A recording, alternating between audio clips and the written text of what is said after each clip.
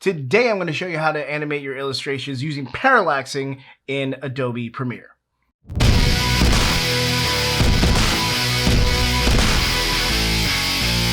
Hey everybody, welcome back to Dodging Karma Design, where designs become graphic, where we discuss everything from photography to Photoshop.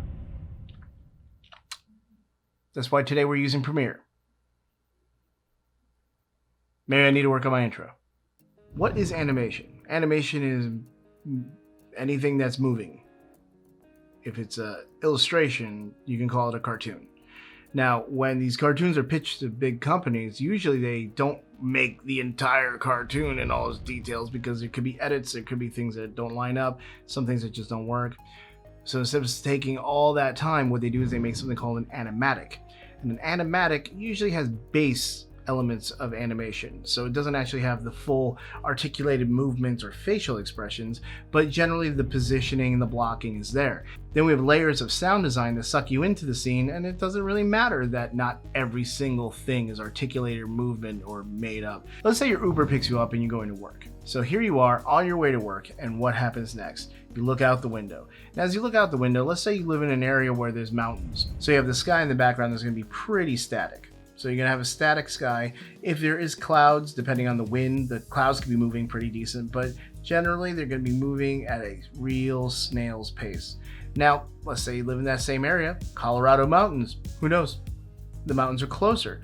The mountains, as you drive around them, will start to move and just a little bit faster, obviously, than the sky behind it. Now, if you look closer, the trees are whizzing by you like this, and it happens over and over again. I hate showing you this. I don't know why I decided I'm going to put this on the channel. But here's the video of my actual assignment in my After Effects class for parallaxing. It's dumb. So as you can see, the sky is moving at a clip slower than the mountain in the background, and the trees are whizzing by pretty quick. Now, the guy on the motorcycle and the girl in the Prius are obviously just riding around and doing their own, and she's not paying attention, no signaling whatsoever, and that pisses me off. And obviously the bike's there, but she's cute, so he's gonna have a little papa wheelie, and there's sparks coming from, the rubber on the tires, because when you burn rubber, there's sparks. Well, anyway, that little visual effect is called parallaxing. It's just a way the distance plays with your eyes, and you can recreate it in animation, and that helps bring the animation a lot more realism. And if you do it right, you can have so much fun with it and make really, really fun animations, just like we did with GRUFF. So recently I was able to do a video for my brother Josh from Just Josh Draws on his channel, and his rendition of Billy Goat's GRUFF. What I love about this project is it was supposed to be a real fast, simple project. He draws 3 goats and a troll, and that's it. But as we all know, it's not always how it works. So there's only 3 goats and a troll. So why don't we just try this out and make it a parallaxing animatic and tell the story of your version of Billy Goat's GRUFF? And his response was, it's not gonna be that hard. All we need to do is draw out 3 goats and a couple of slides here and there, and then I can parallax that and make sure everything looks like it's animated. And then of course, once we're done with that, there's going to be the subtle sound design, and then there's going to be the subtle music, and there's going to be the timing for the music, and make sure everything goes flowing properly. Not to mention the fact that there's going to be different camera angles, so you got to draw those slides as well. Then when you're done drawing that,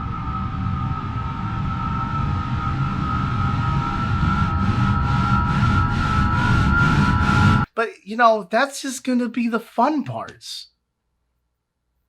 What do you think? Yes. He could have said no. He could have said no. I mean, I'm not the boss of him. To the troll's surprise, some time after the first had passed, a second goat approached his bridge.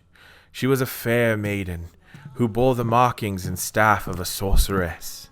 She stood before the troll with no fear and said, "Stand aside, troll, and let me pass." And why should I let my meal pass me by again, little goat? I can see into the future, but what does it say? If you allow my safe passage, tell you I may. A fair trade, I suppose. Tell me what my future holds. Is there food? 'Cause I'll grow weary of trades. I played the troll. So you got to go ahead and check it out. I'll put the link in the description below. Go check out our masterpiece Gruff. But right now I'm going to show you a scene, a quick little clip, or a slide as we call it, where we have a background, a foreground, a midground, the characters. And I'm going to show you how we make them move from one way to another. And I'm going to show you the technique in Adobe Premiere. And then you can go ahead and you can do it with your illustrations as well.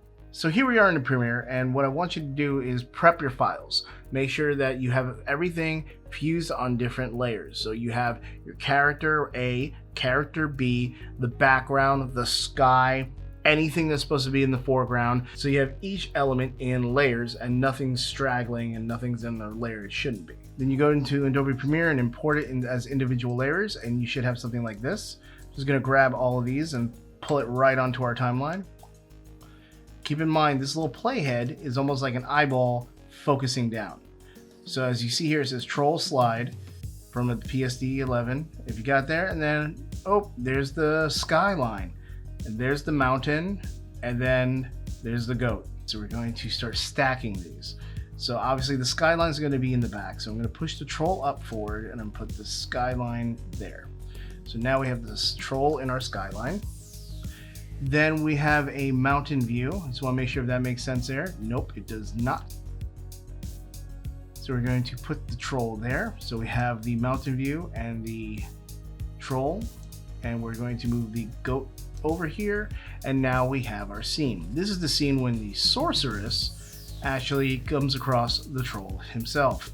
Since we're not working with a sound design right now, what we're going to do is I'm going to take this line that separates the audio and the visual, this line right here, and I'm going to get right between these two, and I'm just going to pull the audio down because I just want more room to be able to work in this area and show you guys exactly how to pull this one off. And then we're going to just push this all the way over here because it's not going to get much bigger with that height, and then this is going to be where the magic happens. Now what you want to do is start moving the characters back and forth just to make sure what room you have available to you. So when I had this scene set up here, I wanted to do kind of a panning motion where the camera was panning, bringing in the troll from the foreground and revealing the other character, which is a sorcerer's goat. That's a phrase I never thought I'd say. So we go over here to position. This handles the left and right, and this handles the up and down. As you can tell, we're not going to go up because there's nothing there. So we are not going to go up. We're going to move the left and right, and that's what we need right now. And if you see here, I've already messed up. This goat is obviously not going to be in this location. So we're going to take this and simply, not a problem, move the troll over, move the goat down, move the troll back over. And now when we move the goat left to right again, where she is now obviously between the mountain and the troll. Then of course we can move the troll just to make sure we have that accurate. Troll movement. See, can't move it too hard because there is not much troll. It's always a good idea to actually fill out the entire character if you want, just so you could have more options. But it wasn't really necessary for this slide, and Josh was making literally dozens and dozens and dozens of slides, so I wasn't going to say anything. A good rule of thumb is to make the character by themselves and then put them and line them up where you want. You can obviously tell that Josh cut this off here, but it wasn't anything of neglect. It was the fact that he was drawing 400 slides and 7,000 trolls and 2 billion goats and all that other crap. So now that we have the troll completely aligned right, we can now play with the background. Now the background is where the magic happens, and the mountain again is also cut off.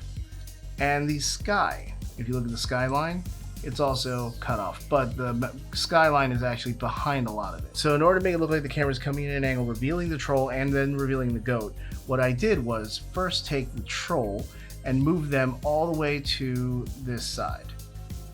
About halfway. If you look at the teeth, I use the teeth as a marker. Let's go halfway between these two. And then I take the other goat by clicking on the goat layer and then going back to this positioning key and put her there. Basically, subtlety is key here. Now the mountain, I did a little bit of a trick. I went to scale, and underneath scale you'll see this grayed out scale width 100. If you click uniform scale, I should be able to squeeze the images on here, make them wider and smaller. So since we know that 100% is 100%, we could actually make this, let's say 120%, and we can now make a keyframe. The keyframe, we click on this little toggle animation button right here, and that will make a little node. Now we know we want to start off at 120. So let's go ahead and put that there. Keep in mind, this is just the scaling property. Now after that, we want to make that down to 100, so we can go ahead and hit this reset parameter, and now it gives us a keyframe of 100. So let's go ahead and do that. Now that we have more width on the actual mountain, we can play with the positioning of it. Now I'm going to poke the eyeball off here so you can see the little bridge that the troll is protecting. I want to kind of move it off camera just like there.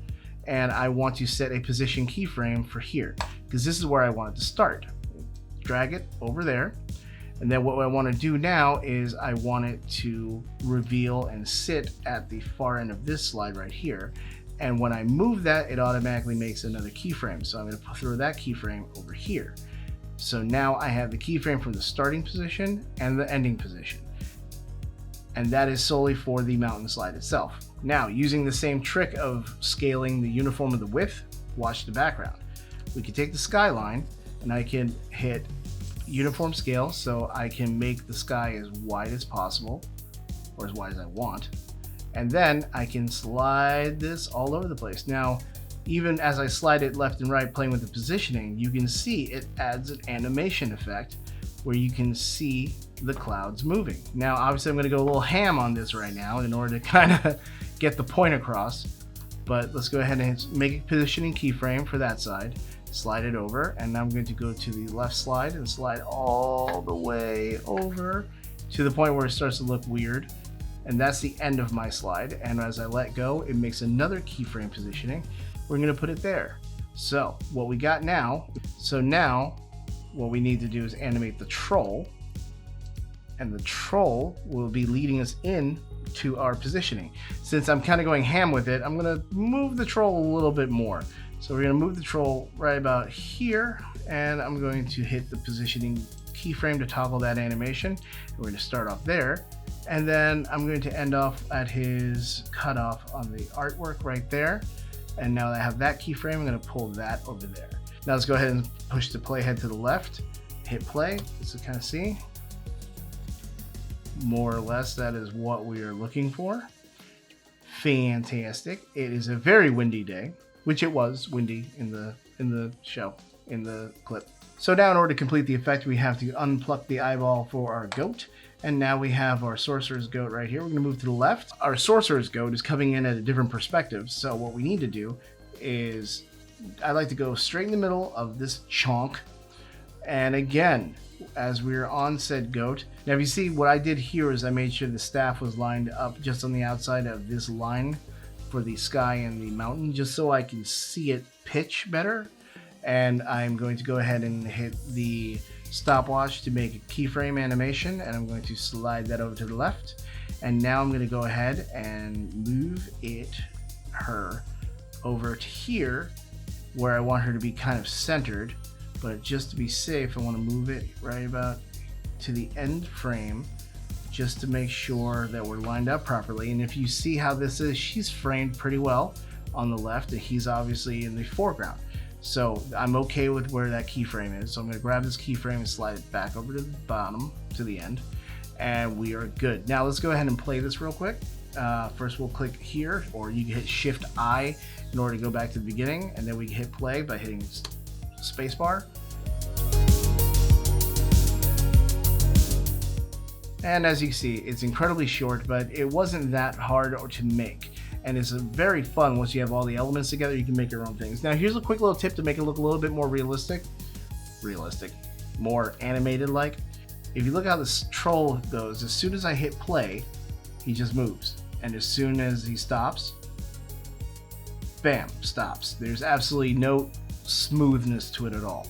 Well, if you actually go to the actual keyframe that you have here and click on the keyframe themselves, right click, go to temporal interpolation, you could actually see down here there's a thing called ease in and ease out. Now, that is literally going to slow down the animation or speed up the animation before it actually takes off or stops. But it's backwards than what you would think, because if you have to think about it as in you getting into a chair, that's the way I do it.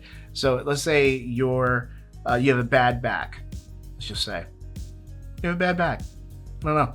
So you have a bad back and you're going to sit into a chair. You have to ease into that chair because you're going to be sitting there for a while. So what you want to do is use ease out for anything that's supposed to be getting out. You want to get out of that chair? You better ease out of it. Slowly get out of it so you can go do what you got to do. Then when you come back, you slowly ease back into it. So that's what it is. If it's a starting animation, you want to ease out from there. And if you want to end the animation, you want to ease in. And of course, this is just something you would do depending on the actual feel of the scene that you're making. So I'm going to do that with all the keyframes, and I'm going to ease out. Yes, I'm going to ease out from the intros, from the first keyframe, and I'm going to ease into the next keyframe. And I'm going to play this animation again, but you'll see as it's actually going to get a little smoother as the scene ends.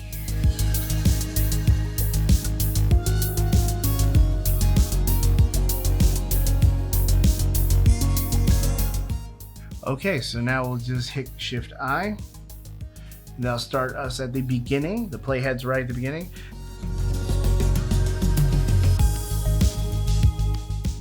See what I mean by that? That was sexy. Let's do it again.